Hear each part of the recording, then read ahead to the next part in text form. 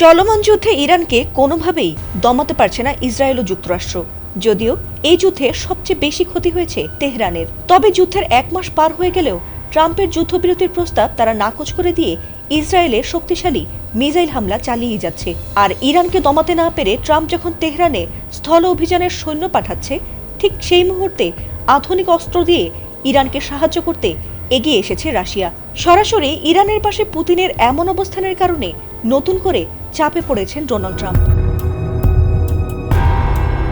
যুক্তরাষ্ট্র ও ইসরায়েলকে তাই উচিত শিক্ষা দিতে শুরু থেকেই ইরানের পাশে এসে দাঁড়িয়েছে চীন, রাশিয়া ও উত্তর কোরিয়া। আর তাদের পাশে পেয়ে আরও দ্বিগুণ উদ্যমে যখন শত্রুদের ওপর লাগাতার ক্ষেপণাস্ত্র হামলা চালিয়ে তাদের নাস্তানাবুদ করেই চলেছে তেহরান, ঠিক তখনই তাদের আরও একবার সুসংবাদ দিল বন্ধু দেশ রাশিয়া।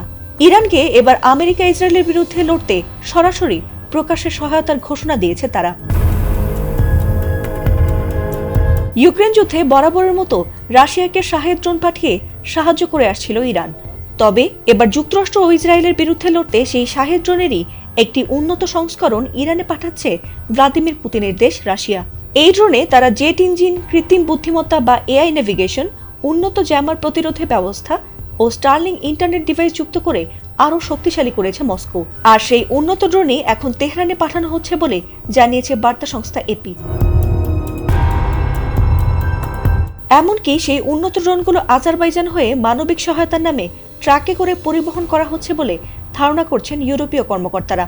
তবে সেই চালানটি কত বড় এবং সেটি একবারে সরবরাহ করা হচ্ছে নাকি ধারাবাহিকভাবে করা হচ্ছে তা এখনও তাদের কাছে স্পষ্ট নয় বলে জানিয়েছে তারা। যদিও এ বিষয়ে মুখ খোলেনি ক্রেমলিনের মুখপাত্র Dmitry Peskov. Fatima Sultana, ATN Bangla.